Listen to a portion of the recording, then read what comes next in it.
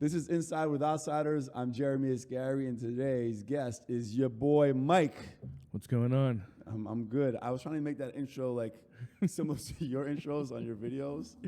Yeah. Thank you. Thank you for having me. My pleasure. Thank you for reaching out. And we recently connected through social, and your social account is kind of things to do in New York, but authentic to locals in a sense. So it's real shit to do, right? Like at the end of the day, it's for anybody. It's for locals. It's for tourists. Like, listen, you can come to New York and go to the 7 places in the checkbook that nobody ever goes to, right? Except the tourists that go there, or you can experience what New York has to offer, and like that's what New York is beautiful for. Like, you only realize that when you leave New York, right? So like, Oh, for sure. Like the beauty of it is this doesn't exist in many places. Anywhere. Yeah. Anywhere. I didn't realize that until, because I grew up here, right? And I went to school my freshman year of college in Ohio. Okay.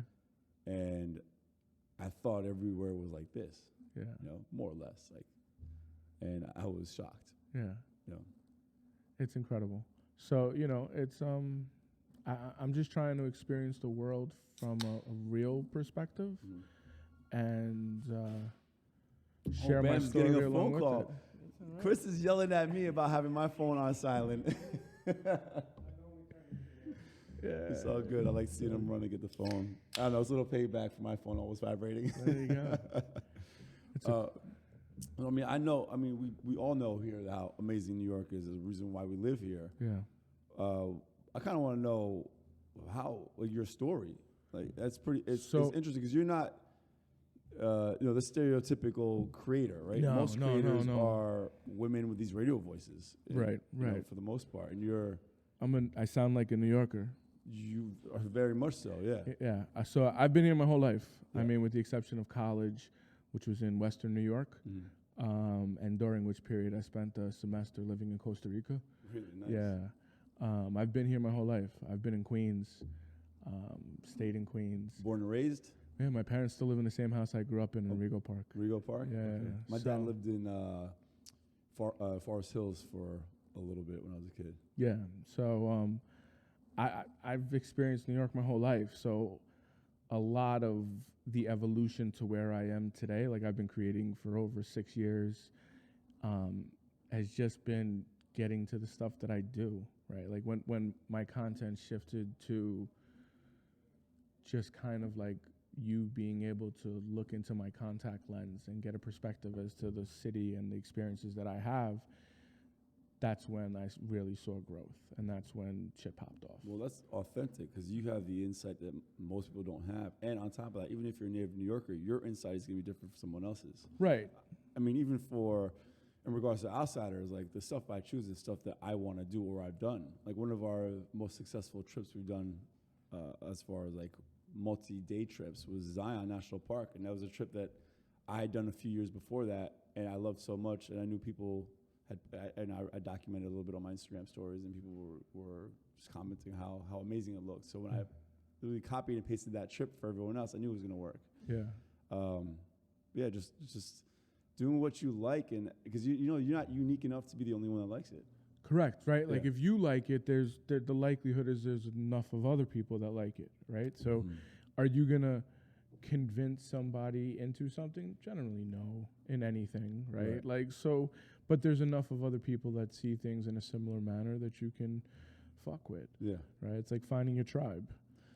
Well, what you said you got into creating 6 years ago. Yeah. I want to know how you got into that, but before that, like, what did you study? I know you're also a real estate agent. Correct. What did you want to be coming out of school or going into school? I mean, I don't know. Like, you go to college and you want to do a whole bunch of different things. And I did my 4 years, and it was 2003. I graduated. The economy wasn't that great. I ended up in retail management and spent 6.5 years running various stores and districts for a major electronics retailer. And then they went out of business when the economy crashed. And I took a month off. I went to Africa, sat on Egypt and Sudan. Nice. And I sat on my couch and watched Family Guy in South Park for about a month. And I was like, fuck it, I'm done with corporate America. And I was like, let me try real estate. Like, my pops had done it for about decade and change at that point, mostly in Queens, and he had just shifted into the city. And I was like, let me try this, and that was 13 years ago. Yeah. And it's opened a ton of doors and allowed me to do kind of things. And it's what started in the content world, because there's no, at that juncture 6 years ago, there was no real estate content. Like, people kept that information so close to the chest for reasons I just never understood. So I was like, I'm just going to create the real estate content. Taught myself how to video edit. And then I did that for a year and a half, created maybe 200 pieces of content. And I was just like, there's only so much you can cover. And frankly, you only really care about real estate if you're in the business or actively involved in some sort of real estate transaction. Maybe you watch like the real estate porn, which is like the $6 million apartment in Brooklyn occasionally, but you don't care, right? And at that point, I was building a team. I grew like a 10-person team. Real estate team. Yeah. And I just shifted to like teaching the lessons that I would teach my agents. I'm like, if I'm teaching my agents these things, the likelihood is that anybody can use it for any business. Right. And did that for about another year, and then got sick of editing. And I was like, fuck it, I'm going to hire a full-time video editor to like vlogger to follow me around and create content and do it all. Mm-hmm. And did that for a year. And then got sick of content. I was like, fuck this shit. I'm like, Facebook is where our parents go to complain. Instagram is everybody living their best fake life. Yeah. Like, TikTok was just like kids dancing at that point. Yeah. And I was like, I'm done. I'm like, I need a break. And I took like a month and a half off. And I still had Instagram just to talk to people, like through stories and such. And I created a TikTok, and the first video I made went viral. The first one? The first video. And it was a repurposed Instagram story, honestly. What was it about? So it was one of my agents who always like talk shit about Queens, right? And then like she finally got an apartment in Queens. Yeah. So like I'm just fucking with her in the video, and that's all it really was. Right. And it just was like that spark of motivation that I needed. And then I was able to actually just be myself. And because I had the video editing experience, it worked very easily to just go click, click, click, click, click, click, put something together, and you're done. Well, so what was this video like? What do you say went viral? I think it ended up with like 400,000 views. That's nuts. Yeah. And how early on is this in the TikTok? This is October 2019. Okay, so very early on. This is right after it was, because it used to have a different name, right? Well, yeah. It used to be, that dancing. Not bite dance. Whatever it was. I don't know. We can Google it and insert it right here in the caption. It's going to bother me now. It's all right. So it had been around for a while. It wasn't new at that point. And at first, like, it wasn't any specific thing that I was doing. I hear someone Googling it back there. Yeah. What was it called?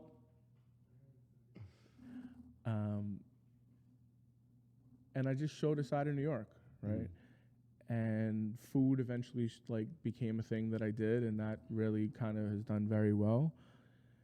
And it's been an evolution. So essentially, you didn't go in there with the goal of having a certain kind of page. You just went and started posting stuff that represented you, right? Yeah. Like, I realized New York was unique enough that people want, like, so many people come here. Like, it's the top international tourist destination year after year for like the last decade, minus Corona and right, or within the top 3. So it's like, it's not just a topic for the people that live here, it's a topic for the people that want to come here and that genuinely want to experience it. And I truly believe that authenticity is one of the most undervalued assets that we have. And I think TikTok is proving that to be true, because you see people that are not the typical beauty model or perfect sound be successful. You see vulnerability win in a way that never has before. But you also see non-New York locals,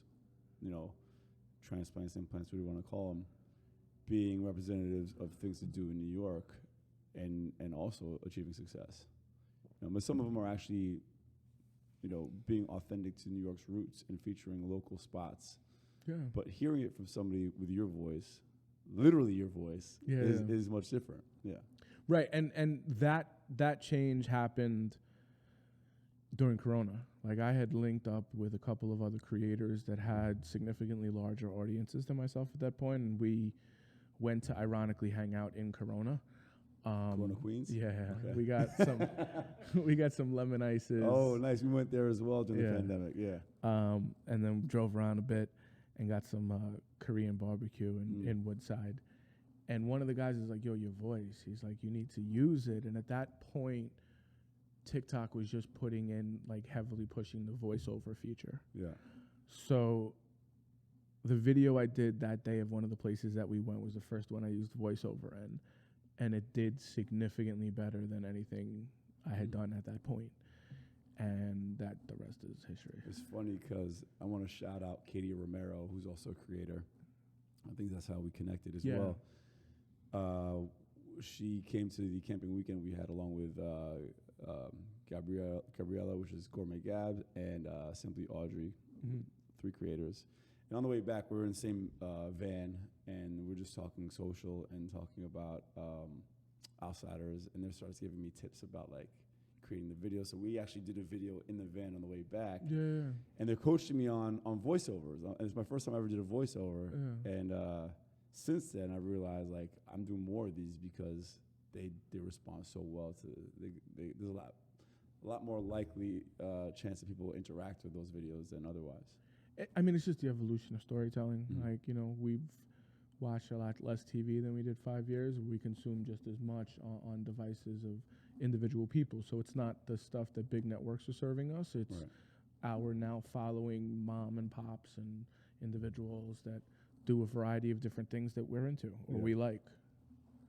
Yeah, you know, I agree. So, you know, when you talk about, like, the transplant or the thing, there's a voice for everybody, right? Like, you know, there's a side of food TikTok or Instagram that's very high-end New York, right? Like, and that's a totally different aspect. But listen, there's people that are into that kind of shit. I'm generally not, right? Like, I'll try it if somebody wants me to, but that's generally not what I fuck with. And it was funny you say that because I'm kind of the same way. I mean, at least when I travel and I go somewhere, I don't want someone taking me to the 5-star Michelin-rated place. I mean, I'll go on occasion, but I want to go to where the locals eat on a Tuesday when they don't want to cook. And it's funny because I finalized our Mexico City Day of the Dead trip, but we're trying to organize or locate, like, where we're going to go to dinner for the last night. And they just sent me a restaurant as an option, and it just looks like a fancy hotel restaurant I would see everywhere. Like, absolutely not. Bring me to the place that looks like I might get food poisoning. That's where I want to go. And I feel like you feature a lot of cool stuff in New York. I try to like feature. See, New York is unique because of how big we are, right? Like, we're lucky to have so many different things. Like, even other major cities may have like 1 or 2 Indian restaurants. Like, we have hundreds, if not thousands, in New York. And you're featuring boroughs, not just Manhattan. Yeah, I mean, well, generally the best of anything is not in Manhattan, right? Like, if you look, and there's some exceptions, but generally, like, the best pizza is not in Manhattan, the best bagel's not in Manhattan, you know. So it's just the best of what I think New York is, and it's my perspective, and it's now scaling it to other places and bigger things. When I met you outside today, you told me you'd gone to a couple of local places. I told you about Chris's photo exhibit of Bergenline. Yeah. You know where he went today for lunch? Dos Amigos. Yeah. I know you'd like that. Dude, that spot's been, how long has that spot been there? That spot's been there since the 80s. In fact, it might even be longer than that. Yeah, I mean, as far as we know, we went there in high school, so that was in the 90s. Yeah, and I think it's probably been there since, like, the mid-80s. And I think, that place is, like, famous. But what's great is, like, it's famous to the locals. Who else knows about this? A lot of people know about Dos Amigos. No, but in Jersey. Oh. You ever talk to people in Queens or Brooklyn? Nah, you're not going to know what you're talking about. I mean, because you can find some of that shit out in Queens and Brooklyn, too. The same style, like. Right, but he's featuring, what's great is he's featuring these places now, kind of like our incentive to do that photo exhibition for Bergenline. You know, get these mom and pop shops some shine because they don't have the money corporate America has. No, and they're getting pushed out. Exactly. Yeah. So I don't know if you're doing that purposely, but you're doing that. I mean, my search is for the best food. Right. So, like, in my life experience, the best food generally comes from people that have made it through difficult times at a variety of times, right? And that tells, and there's some newcomers always, you get that, but like, I just want to experience what I enjoy. Like, I love food, right? So I try to go to places. It's not always intentional. I am a little bit impartial to Queens. Like, business from Queens reaches out, they're always going to get a little more love. Yeah. They're not going to get extra score, right? Right. But they'll always get a little more love than somebody in Brooklyn or Manhattan. But it's been an evolution into just finding those places everywhere. Yeah. Right? Because I think they exist. Like, the best food is not always in fancy restaurants. Fancy restaurants have good food, don't get me wrong, but I feel like it's the same experience in those fancy restaurants. a lot of it. You're getting the same experience. The food might be slightly different, but you go into these local dive hole in the wall places, and you're getting a very unique experience, in my opinion. Yeah. No, I hear you. I think experience plays a major part in it. Yeah. And it's funny because we have a client that we represent. We run their social, and it's fine dining, Italian, high end. Yeah. But it's very much the experience, like tableside service, very fancy, but like not stuffy. Like, you don't ever feel like ever judged. Like, the place is very comfortable and feels very 1950s to 70s ish. So it's fun, and their food is fucking incredible. So that always helps. Yeah. But a lot of it is experience, right? And it's what differentiates you. So, like, in their case, the tableside service, right? But that's what is the difference in, like, what we consume or the time we spend, the people we spend time with. I didn't realize you really focused a lot on food, because you also mentioned you're a big outdoorsy person. So how did the outdoors come about? What was your childhood like? So I was involved in scouting for about 30 years. When you say scouting, Like Boy Scouts. Yeah. From like the age of 7 to about 37. What do you do with boys, like, as far as a Boy Scout, when as an adult? Is it you go from being the Boy Scout to becoming like a leader? A leader? Yeah, that like helps facilitate the program. Okay. Yeah, like, so the program is very like scout driven. So like, you're like the person that sits in the background and makes sure nobody burns the cabin down, kind of shit. Right. Yeah. Right. Like, and you try to impart some wisdom on these kids and Right. lead them in the right direction and provide leadership and teach them how to be leaders. What motivated you to do that? From everything that I got. Like, I'm an Eagle Scout, so like I went through the program myself. So it was like, I felt like the least I could do is that, and my life allowed it at that point.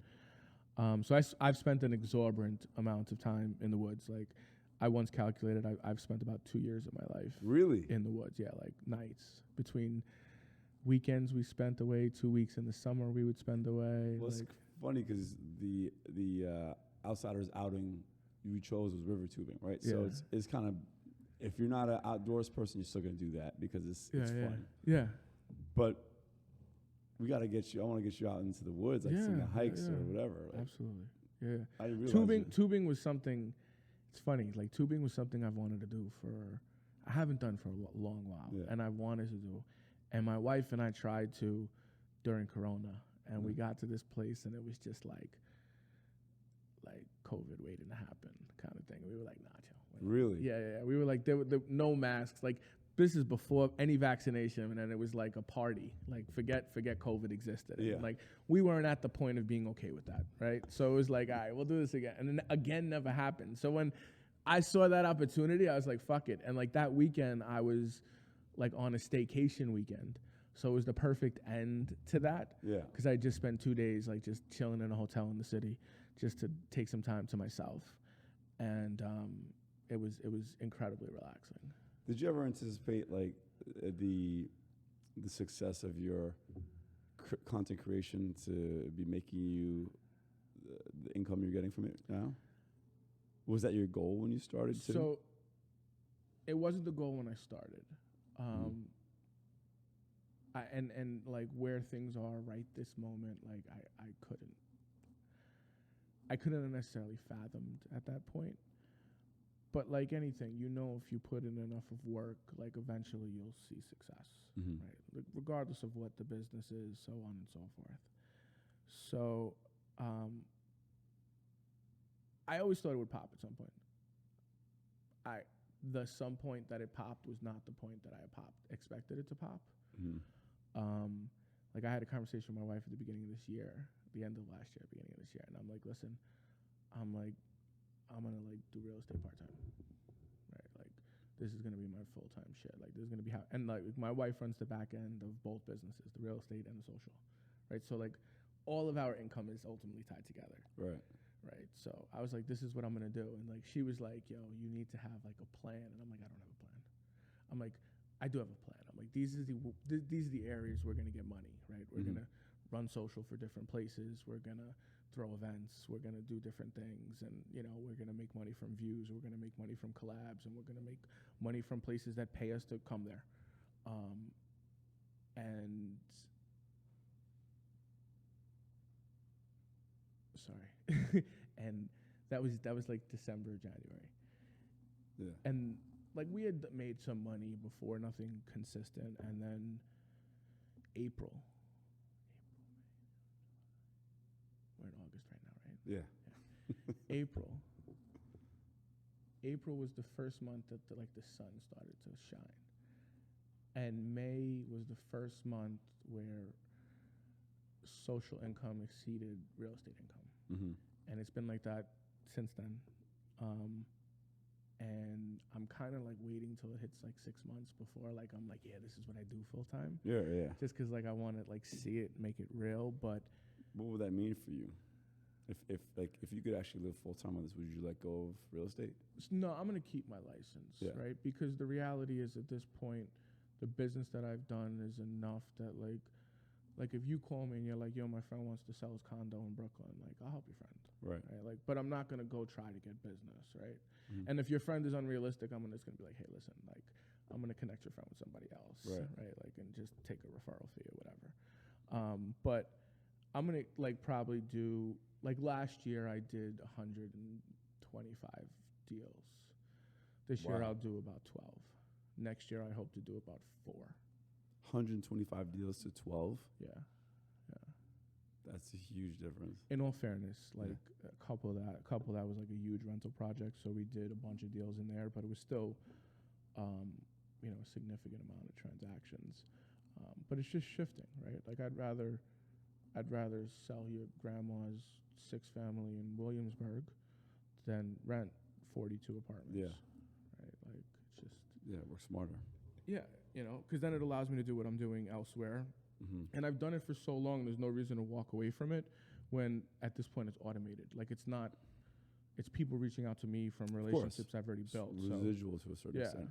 So what about, and as far as the social media side, the content creation side, how do you feel? And I've thought about this myself with Outsiders, because a lot of our conversions and growth has come through social media. Do you get nervous putting so much weight and so much reliance on an Instagram, on a TikTok? Because, especially TikTok, if you lose TikTok, it's not like it's an American company where you can have customer service. So, yes. Not to jinx it either. No. So it's funny you say that. Yes. So what you try to do is be on multiple places, right? And what I realized is we all watch vertical video generally in one place. Like, and that place is unique to who we are. It's not that we don't see vertical video in other places, not that it doesn't exist, but we generally consume it in one place. So if you watch Instagram Reels, that's what you watch. If you watch TikTok, that's what you watch, right? But the person who watches each is different. So if you take that piece of content from TikTok, right, and make it for TikTok, it then works on Instagram Reels, it works on YouTube Shorts, it works on Facebook Reels, it works on Snapchat. Because literally everybody wants to be TikTok right now. Right. So what you then can do is build an audience from there on these other platforms. And then ultimately the goal is to,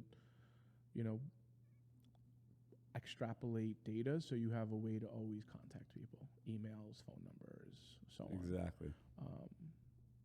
But a lot of it is relationships. A lot of it's the ability to send a text message to somebody and be like, yo, can you connect me with your relationship at Liquid Death? I need water for an Yeah. event, right? Like, so many things happen like that. Well, that's so, the strongest, the biggest things that happen that way. yeah. Yeah. So it's a longer picture and like a bigger theory, but it works. Like I have videos that just literally blew up on Instagram within the last week. The one you posted with Outsiders, I don't know if that's considered blowing up to you, but that's got a lot of views. Yeah. No, that did very well. Yeah. So a video that I posted from TikTok that did well on TikTok, it got very well on TikTok. It got 2.5 million views. Just crossed 11 million on Instagram. Wow. And like as a byproduct of that, like my following has grown over 100,000 followers just in the last week on Instagram. Wow. What did you have before? I was at like 17, and then when we were together, like that day on the bus, like I hit 25K. Yeah. And I took a picture of it. I was like, yo. And now you're at over 100? Now I'm at almost 130. That's 2 weeks ago. Yeah. That's insane. Yeah.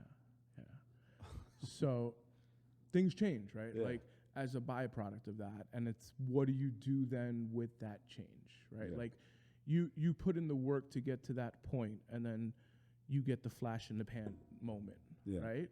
And then what do you do as a byproduct of that is ultimately what determines where you go. Yeah. So I'm just enjoying the moment, honestly. Yeah. It's a little surreal, like picking up your phone and looking at what the numbers look like. But if I take a step back and I look at the body of work that I've put in to get to that point, to put out that video, for it to work on multiple platforms, like it didn't just happen. Of course.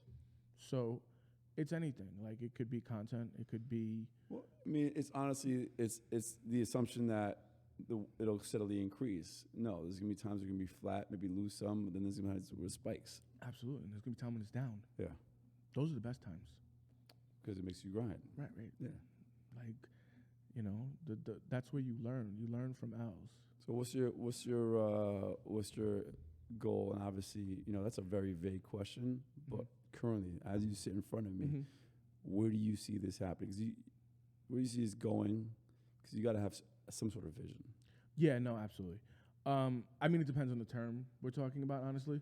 Let's say, where do you see your content creation career taking you?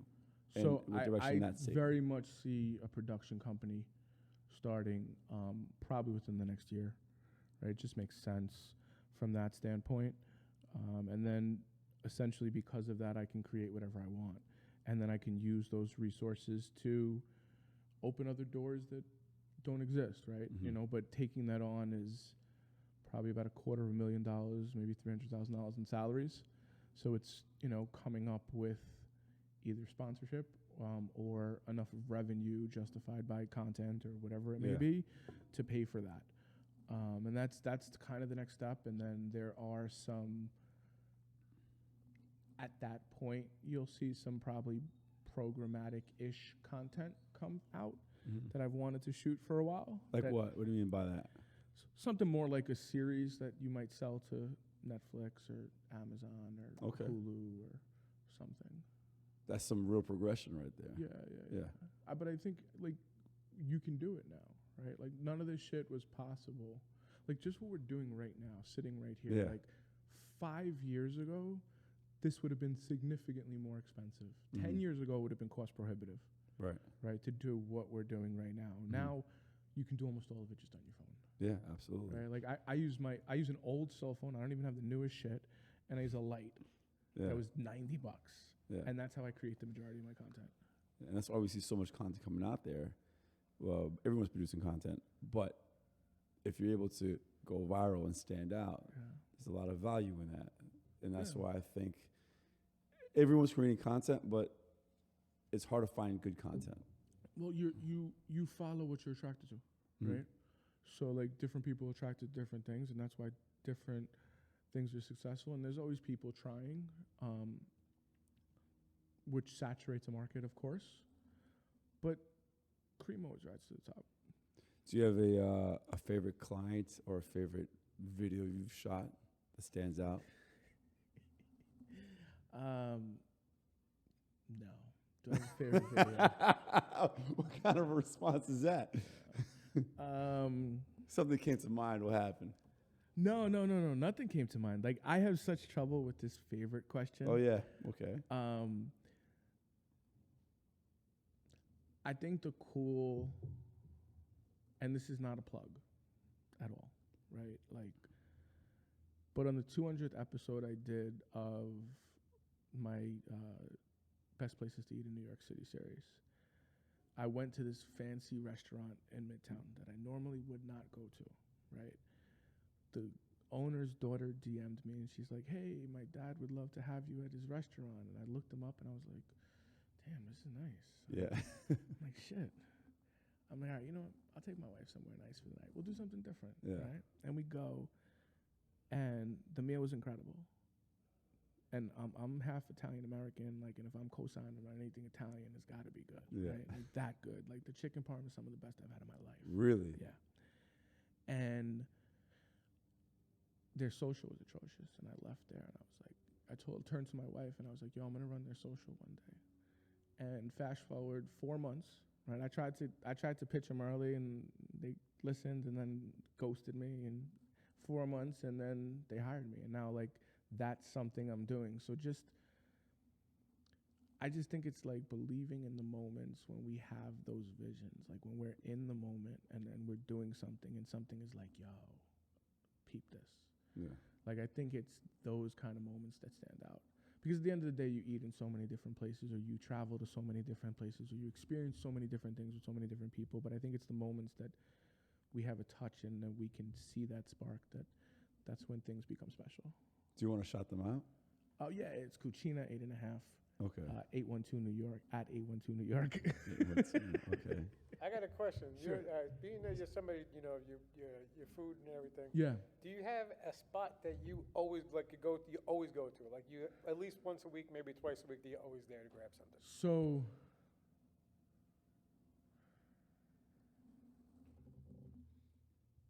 sometimes, yeah. So, all right. So, like, I'm sorry. These questions are hard. These are like... Well, no, we got to Yeah, rephrase them for you, because I know you hate the favorite spot Yeah, yeah. stuff. No, What no. comes to mind first is what we should say. So there's definitely a handful of places Yeah.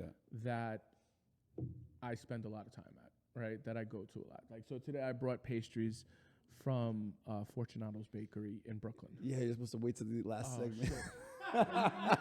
You can cut this, right? No, that's all good. Well, we go on the fly. Go ahead. Yeah, my bad. I'm sorry. You should have told me this. So I know I should have. That's my fault. Don't bring food. Don't tell me why. But it's okay. Great. All right, go ahead. I cut you off. There's a handful of places that I'll Yeah. go to. Like, there's Martha's Bakery. I go to at least once every couple of weeks, if not more. Fortunato's. There's Bellucci's Pizza in Astoria, Brooklyn Bagel, which is Astoria, Williamsburg, in the city now. Taverna Chicladas, I'm probably in once a month. Are you also Greek? No. No. I'm Italian, German, and English. Okay. And then I speak Spanish, so it fucks everybody up. What's funny is that between the two of your voices here, we've got some real authentic New York, New Jersey. Plus, Bam is Puerto Rican and Irish. Nice. You guys could be brothers, actually. So I generally default to so I wrote a book, right? 99 Places You Must Eat in New York, which is... You wrote a book? Yeah. When did you write this book? Where can Last people year. get it? The beginning of this year. It's available digitally, and it's repurposing the content that I've already put out, just picking the 99 best places that I can eat in, right? So in that, you very quickly realize, like, there's only so many that I've given 9.4 and above to. There's only 6 places I've given a perfect 10 to. So it's you know. Have you been to Rayo's? I've not. I can't get in. I don't know I've been there anybody. once. Yeah. Yeah. Yeah. Maybe after this video, somebody will see it and be like, "Hey, Mike, come to Rayo's." Yeah. I haven't. So that's the place you want to go to? I'd love to, of course. So what are these places that stand out? It's food. Like, you know that moment in your life when you've eaten something and it's like, fuck, That's the Yes. best thing I've ever had. I had a moment like that about a month ago. Right. It was in Paris, though. Mhm. A friend of mine owns, him and his brother own one of the best seafood restaurants. But I'd been there 3 times in the last week and a half. And I was like, I don't want to go there again tonight. Like, don't worry, we're not going there. One of our regulars owns a restaurant around the corner. So we went, and it's this steakhouse. And we almost accidentally ordered a 500 € meal. Thankfully, we didn't. We went with, the less expensive version, which was reasonably priced for a steakhouse. And from the appetizers to the steak to the dessert, the wine, I'd never had a meal. I don't think I've had a meal that good, maybe since I was in Argentina having a steak there. It's Nice. amazing. Yeah. Yeah. So those moments only happen but once in a few. Right. So to me, that moment's a perfect 10, Mm-hmm. right? So that's, for me, there's only been 6, right, that I've given so far. There's 2 more that probably will get converted to a perfect 10 in retrospect, but we're waiting for a separate time for that. But even up to 9.4, like anything that I've done up to that, like there may be a couple dozen places, and those literally are probably the best places to eat in New York. You wanna let us know where they are, or you want people to get the book? All right. Well, then I gotta pull out the phone. Hold Yeah. on. Give us a little info on this. I'll pull it up. Let our audience know where they should be eating in New York. That sounds And this is like, whether you're a local or not, this is no matter what you like to eat, you're gonna like this stuff. Yeah. So like, if you think about it, right, as a New Yorker, Yeah. how many times you go into a place and get a slice of pizza and it's just like, okay, or you go to a restaurant and you get a meal and you're like, all right, right? You shouldn't have to do that, right? Like every meal you should eat should be at least very good, Right. if not fucking amazing, right? Like, Right. so I'm just making it easier for you to not have to eat at meh places anymore. So like you could buy the book and for a year go to a different place every week or two places a week because there's coffee, there's dessert, and that's a year of eating where you know everything will be fucking fire. Yeah. Hold on, I gotta download this and get my beard out of this mic thing. It's unfortunate for people who live in cities outside of New York that are in the States, because there's a few. I mean, Chicago has good food. San Francisco has good food. LA. Every city has, for the most part, has its good dishes. Yeah. I spent that year in Ohio in the middle of nowhere, and it was funny. Not 'cause they're everywhere like, has good dishes. not everywhere. No. Their dish they were well known for was biscuits with sausage gravy, right? It's not that good. No. And the bread, they're like, oh, let me get that what kind of bread do you want? Oh, I'll take a baguette. It's hot dog bread there. It's terrible. I mean, the worst. But flavor of my that's a life. lot of America. Yeah. That's a lot of the world. Like you leave the major population centers and it's going to be basic. Unless you're somewhere near like a farm, but probably not in the U.S. Yeah. Probably more like in Italy, for example, or Sardinia. Of course. Yeah. 100%. All right. So I'm looking through. So 2nd Avenue Deli, by far the best pastrami in the city. Kills cats any day of the week.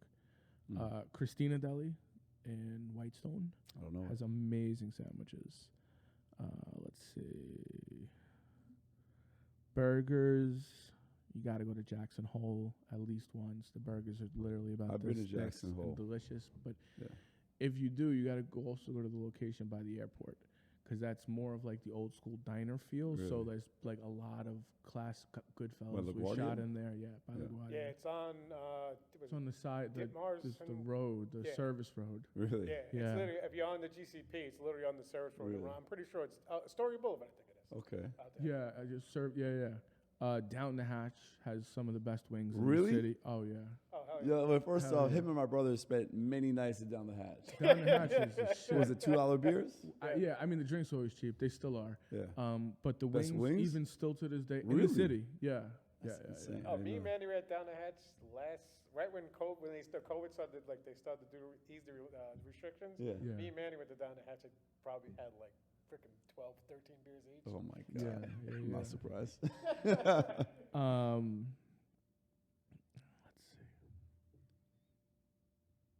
Coffee, I like 787 I don't know if you know them. They're I'm not a coffee It's a drinker. Puerto Rican spot. yeah. So it's like, Puerto Rico. it's they actually have a farm in Puerto Rico where they grow the beans, and their outpost here just sell the stuff that they grow in their farm in Puerto Rico. Oh wow. Is that the one that's down on, was it Avenue A? They up? have, I think they have like 7 locations in New York Okay. City right now. Food, I don't know. Pizza, I mean, there's a ton. There's Bellucci's in Astoria. Of course, you have DeFara and L&B's in South Brooklyn, but both of them are not as good as they used to be. Wits End in Rockaway is a low-key smash. There's a bunch more. There's literally like every kind of food. We got some good ones. We could there. talk all day about food. Let's ask another question about you personally. What do you do for fun? I spend time in nature, and like I try to just like do the things I enjoy. Like I'm very much in a good place now, 'cause anything I want to do, I just do. Right? I'm in a very lucky position. Like I don't have a boss. Right. I you know, we're able to do whatever we pretty much want, and I'm just trying to be aspirational. Like that's really it. Like I'm trying to execute as well as I aspire. Explain that. So like we all want big things or great things, right? But there's a lot of work that goes into actually doing what's necessary to get there. Right. Right. So it's easy to think it, it's harder to do it. Right. So like I'm just at a point where I'm trying to now put in the work necessary to get me to that next step, you know, that production company, and then what that means, and then so on and so forth from there. You know, there's a lot of moments in time and so on, and it's just doing the shit that I enjoy. Like if I want to do it, I do it. Like we talked about this. Like I used to throw art shows, and I'm gonna start doing more in that realm. And will I do that for a couple of years? I have no fucking clue. Right. I may do it for 6 months and be like, all right, I'm good. Like I don't need to do this no more. But having that flexibility is incredible, and that's really where I'm at. Like I'm in a very good place to just be able to try and taste anything I want. You know, it's funny because you're talking about something I've been trying to find a balance with, right? So creating strategy, which is like written down systems in place, and then also just going with what you feel is right and trusting your decision making, right? Yeah. So I feel like there's obviously got to be a balance of both, but like, which one is the determining factor, right? So that's why I have my wife run the back end, Yeah. because like she tends to ground me when I may go too far off into like fantasy land, Right. Or what I like to believe is I'm trying to accelerate too quickly. Like I'm not that I won't get there, Right. but it's going to take me a lot longer than what I believe it's going to take me to get there, right? So instead of being 6 months to become an internet celebrity, you know, it'll take 20 years. Right. But you know, it's we got to find those moments, and you know, I don't know that I know all the answers. Right. My shit evolves every day. Like Corona was incredibly eye-opening period for me. Mhm. So, you know. Yeah, it changed a lot of people's life, and I think if you look back and see your life didn't change much during that time, you got to rethink your life, in my opinion. Yeah, something had to be wrong. You know, because I mean, listen, we've all experienced a ton, but there's been a huge shift in how we also process. Like New York is not the I'm gonna hustle my face off city anymore, by any means. Like that culture is dead. I disagree. Yeah. I think you've maybe reached a point where you don't have to, but the others still have to. I don't think anybody has to. I think because of our phones, we all have the ability to do whatever it is that we want within whatever realm. I think I'm incredibly lucky to be in the position that I am, of course, but I think nothing that I do is unique to me. I think anybody can do this in whatever this is for them. Well, the difference is there's people that may have the ideas that can't execute them, right? Mhm. They just don't know that they can. And there's the people that don't have these ideas, so of course they're not going to execute them. So there are factors that are unique to you. You just maybe. I think we're all we all are individually passionate about a variety of things, right? And some of us may not play traditional roles in any one thing, but that doesn't mean that we don't have our hands in a variety of other things. And I think we're at a point where anybody can make a living doing anything. Yeah. Right? Like I think your ability to make what you make in your regular job working for yourself on the internet in some capacity is in an unforeseen moment that we've never seen. Like, I agree. and as a byproduct, I think we have to look at how we value and process differently. And I think we have. And I think that hustle, I just think people see past it. I think nobody has a desire to go back to the office 5 days a week, except the people that own the businesses and are paying the rent on the office space. I don't necessarily mean hustling in the sense of like feeling like you're working, because if you love what you're doing and you're doing it all the time, But then it's not work. you love it. It is, but it's not. It doesn't feel like it. Right. But you're still doing work. Right. Listen, is making food content work? Yes. Is like supposed to have a podcast and you have a delay in making 2 stops to do food? Like, is it something you have to deal with and a byproduct of what you do? Absolutely. Right. But like, you always have to do something to make money. Like, that's just life, right? Like, unless you're independently wealthy, in which case, God bless you. Yeah. Right. Like, but you know, when you wake up in the morning and you're just like, yo, like, I'm good. Like, that's great. That's an amazing fit. Like, but everybody could be there. I was online at the Queens Night Market this past Saturday, and I'm talking to 2 people that recognized me, and we're talking to one worked for a major marketing company that we all know. And he was like, I'd rather be doing this. And it was more along like a nature eco route. And I'm like, why aren't you? Yeah. Right? Like, and the girl, the same exact thing. And I'm like, and the jobs that they wanted to get into, or the things that they wanted to do, you can do. Like, it wasn't like that they wanted to turn seawater into gold. Right. Right? Like, it was absolute, like, you can go on the internet and find that job. Like, it exists. Right.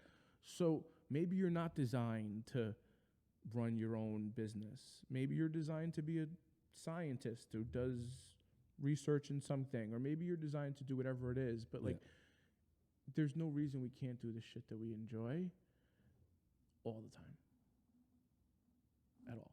Well, that's always been a saying: find something you love and do it for work. You'll never work a day in your life, right? That's it. It's always been known, but I think the accessibility now is greater, like you said.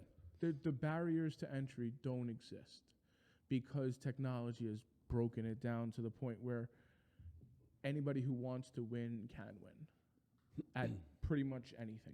Right. Right? Like, that didn't exist. Like, I couldn't have created the body of work that I've created up to this point, and frankly, it's just minute in the spectrum of what other people have. But like, I couldn't have done that a decade ago. True. You know, without millions and millions of dollars. Right. Like, and I don't have millions of dollars by any chance. So I think that moment is why it's just like, yo, just do the shit you enjoy. I'm trying to. Yeah. Just lean into it, though. Yeah. Like, you have to force yourself. Yeah. Like, it wasn't easy for me to be like, yo, I'm taking this weekend off. And me and my wife have a great relationship, and we both take solo trips, so it wasn't like anything from that perspective. It was just booking it and planning it out and being like, you're not working this weekend, right? But, like, it was incredibly healing. And like, I wouldn't have had that. We wouldn't have gone on that shit, like, if it wasn't for that. Mm-hmm. So it's like, you got to slow down sometimes in order to go faster. And that's even more reason why I'm like, I don't believe in the hustle your face off anymore. I believe work diligently at the shit that you're into, without a doubt. I guess that's what I meant by that. Yeah. You know? But running around like with your head cut off, just because you feel like you got to be in motion to get work done. Yeah. I agree. It's maybe inefficient. Yeah. Let's ask some of these questions before we get into the finals. Go for it. Before I ruin the surprise ending. What is your what is your most embarrassing moment? I know, most favorite. I know this is like your the bane of question of answering for you. So in high school, right? Yeah. I used to sell candy. Like, you know how people sell candy to support their team? Well, I sold candy to support me, Yeah. right? And I used to sell like 4 or 5 boxes of Rice Krispie treats a day. Like, I went to one of the biggest high schools. I went to Brooklyn Tech. Yeah. So it was huge. It was like 6,000 kids in this high school. So still to this day, people will scream across streets, "Yo, Rice Krispies!" And I'm just like, fuck. Really? Yeah. And then I have to tell that story Yeah. as to why somebody's screaming Rice Krispies, because it just doesn't make sense absolutely otherwise. It's a nickname you don't like Yeah, anymore? I don't mind. I'm just it's just always a moment where I'm like, Rice Krispies. That's Yeah. hilarious. Okay. I won't call you Rice Krispies. no, please don't. Is there anything I haven't asked you that you want to share that you'd like the audience know about you? No, Nothing. nothing. Okay. Your questions have been incredible. No. Thank you. I appreciate that. I want to know if the guy behind the screens has any questions. 'Cause Yeah. he's the. You got any Jersey guy. questions? Do I have any questions? No, I mean, really, honestly, the only question was, you know what, when you see people who are always blogging about food or whatever, you always want to know, do you guys have like a spot? And I'd say I left out the word favorite when I asked you. Yeah. It's like, there's always a spot that you always like. It's always a go-to spot for you. Yeah, I mean, there's definitely a handful like that I consistently go to, even though like I eat at a variety of different places. But we've also tried to lately start maybe shift a little to like family and experience content. My son has been creating content with me for a little bit now, just to broaden the umbrella, because food is just one aspect, but it's a bigger picture kind of thing. Gotcha. Yeah. I'm gonna keep you posted. I might have this food-related outsiders adventure in partnership with somebody. Nice. Be cool to have you there if possible. Yeah. All right. So last segment of this interview is 5 rapid-fire questions. Shoot. You ready? As long as none of them are favorite anything. The first one is, what's your favorite city outside of New York? Negril, Jamaica. Okay. Why Negril? Every time I've been there, I've felt like utter peace. I've been there five times so far, and it's just been one of those places that have just been like I've felt peace at a level that I just haven't elsewhere. Have you traveled much outside of U.S. Caribbean? Like, have you done? Oh yeah, I've been over Europe. Like we talked about, I've been to Egypt and Sudan. I lived in Central America. I lived in Costa Rica for 3.5 months. So I've been lucky to travel. I haven't done much of I haven't done any of Asia or Australia. Yep. I just think that this content will bring me there probably in the next year Yeah, or so. one of my favorite places on the planet is Japan. Yeah. Tokyo is amazing. Okinawa was a great experience. Hokkaido was cool, but it's for like snowboard skiing. Yeah. I want to do Kyoto and Osaka, but like as a food lover, the food there is amazing, and the culture of the people, it's just so different that you gotta appreciate. I don't know. It's hard to find places where I really get a unique experience that I've never experienced before. Absolutely. China was like that. Yeah, China was like yeah. a different planet. Yeah. There's not many other places in America. America, even Europe, they embrace a lot of the Western culture. So you go to the East, and that's a totally different animal. Yeah. I highly recommend you go. Yeah. It's definitely like I'll leave tomorrow. Right. Like, Yeah. There's nothing at this point stopping. Right. We're just trying to figure out next steps and Mm-hmm. But yes, to all of it. Japan is amazing. I ultimately want my son to be able to touch all 7 continents before his 18th birthday. Oh, that's a big goal. So it was something I wanted to do before I turned 30, and then life changed. I had my first marriage. That didn't work. And then I'm with my wife and kid and so on. So now it's like, you know what, let's experience it as a family, right? Yeah. So that's kind of like one of the longer term goals. It's a good one for your kid. He'll appreciate that as he's older. If you could do any other profession, what would it do? What would you do? I'm almost offended. You're laughing. What's up? I don't know, because I feel like I'm at that point. Like I just got that over that. Like literally, I'm at that precipice point of like leaving one profession and going to another. Yeah. So like, it's hard for me to think of it. But like honestly, I'd probably say like running a nonprofit. Okay. So like for me, that's the goal. Like once I hit my magic number and I'm done, I don't have to work anymore. It's to run like a nonprofit. That's a great answer. I think personally, if I was independently wealthy, I wouldn't sit on my ass and do nothing. I No, would you do get stuff bored. that exactly. But also, having purpose in your life is important to human. Like that's the purpose of humans, is to have purpose of life is to have purpose. So, next question is, what's your vice? Trees. Trees, yeah. Yeah. I'm happy that I'm at a point that I can actually admit that. Like, Yeah. because for a long time, like I wouldn't, but that's what it's been. For non-New Yorkers, you want to tell them what that is? No, we'll let them Google it. Okay. Trees.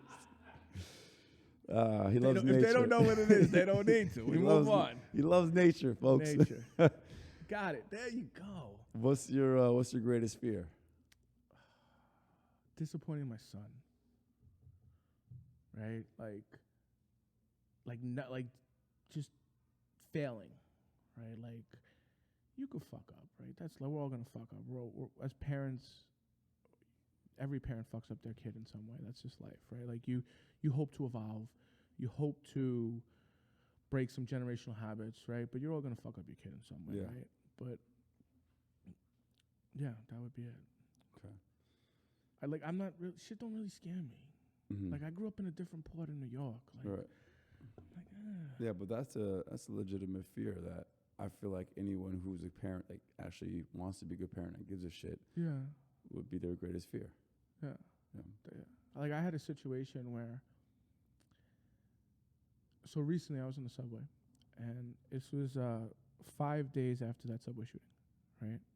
And I was on the subway with my son, and we had spent the whole day together. We had went to Coney Island on the subway, so like went through the hood and had no issues.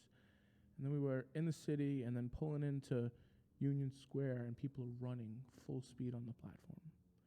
I'm like, fuck, what's going on, right? Like, train doors open, and they're like, he's got a knife, he's got a knife. And I got my son with me, right? Like, if it was just me, it's a totally different story. I probably would have pulled out my phone and, like, filmed, Right. honestly.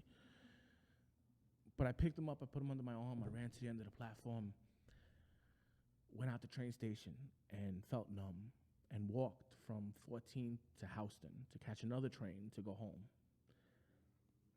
And I never felt numb like that in my life. And it was crazy, like, because all I wanted to do was protect him. But in that moment, I had to realize that on that walk, like, I had to be strong for him. Yeah. Because I didn't want to scare him. Yeah.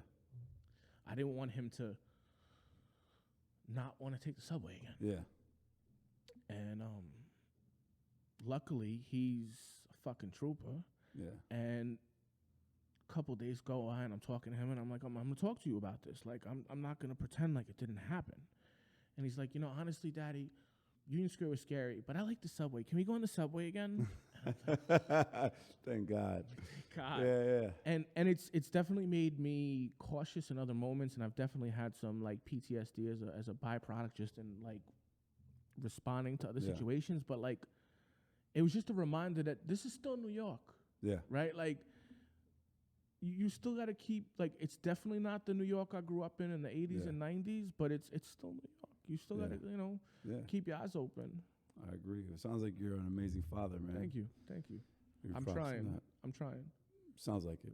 So last question Mm-hmm. on a totally different topic, and I appreciate you sharing that with us. Yeah. Appreciate you giving a little peek into your personal life. But the last question is real easy. It's another what's your favorite question, but you keep prepared, obviously. I did. What's your favorite food? All right. So I don't have a favorite food. Yeah. So this is one of my favorite foods. So I've been going to this place since I was a child, 76. So they're open longer than I'm alive. It is called Fortunato Brothers Bakery in Williamsburg. Okay. And so I went, and since I don't have a favorite pastry either, I picked up 3 of my favorites. And I don't know if this unboxing is working too well. I feel like I could have had a knife and made this easier. But I know Bam's got a knife in his pocket. There we go. you're going to trigger the algorithm with the knife. There we go. Leave it. So thank you, though. I appreciate it. So we I got see cannolis. cannolis, some bastarchos with the cross and without the cross. So this is more of like custardy filling, Yeah. and this is more of like a cream filling. So, I'm gonna leave these all with you yeah. because I'm on a diet. Well, funny enough, me too, and I can't have gluten well, right Bam, now. where's Bam? Bam, Bams. These are You gotta yours, taste so- this for us, man. Yeah. I mean, all right, I'll taste it. And mine's like doctor All right. ordered, so I gotta kind of stick to it. All But right. I'll try this. who doesn't love a good cream pie? That's it. Really? Well, you know what? Don't you dare put that in the reel. And then you get my face dropped. Like the. So what exactly? Okay, So before. this is without the crust. This all right. So I'll open it. Yeah. So are you? Which camera should I point to? That one. Right. This one. So like, you open it and it's like a creamy center in the middle. Like custard. Yep. Yeah, like custard, and it's delicious. Okay. Is that lemon-y or no? Mm-mm. No. Okay. Like custard. Yeah. Yeah. Cannoli. You know what a cannoli is, Yeah. right? Obviously, cannolis well known. And what's so the one with the cross? There's also custard in there. No, it's more. It's a little more creamy, a little thicker. Yeah. We can open it. Fuck it, right, Bam. You taking this other one, Bam? We ain't putting this food to waste. This whole segment's gonna make for a great reel. You realize that, right? I'm You with know, we're with it. We're with it. it. I have no problem with it. Let's come. I'm gonna be embarrassed to Alright, see so- when I shut out. Who doesn't love a good cream pie? Obviously, I was saying it for a reason to be funny. So It's all right. It's all right. anyway, Sometimes those moments are the ones that go the most viral. Like, what was great so is then this my one- mom watches this. it's all right. Your mom knows what a cream pie is as well. If she didn't, I wouldn't be here. True. So this is more like I don't want to say cheesy. It's not really cheesy. It's like It looks like thicker, that looks like Italian cheesecake. Kind similar. Of. Yeah. Very similar. So I'm gonna leave these with you since I've now touched these. But Yeah. I will eat a little bit. Bams, will you eat this? Bam, I know. come on, Bam. Come on. We gotta eat something, Bam. Yeah. Which one? Want to try cannoli? What do you want? Come get one. Come on. Yeah, I gotta see you on camera too. Yeah. Is This it the just me or epi- can these guys be brothers? This I is don't the know. episode These we guys. see what you look like. Let's go. He used to be on the camera. Yeah, Wait, all right. Make sure you get in when the camera's here so we can Yeah. see you. There you go. This man, you hear his beautiful voice all the time. Oh, you can't hear my voice right now. You hear his beautiful voice, and there's his beautiful face. Eating a cannoli and some cream. All right, well. We'll leave it at there with the cream. We will. Mike, thanks for being on the show. Thank you. Appreciate it. We'll have to get you back on an adventure soon. Absolutely. And Let's do it. I'm excited. yeah, let's just let's do more. Absolutely. Appreciate you. Appreciate you, brother. Thanks for tuning in. See you next time.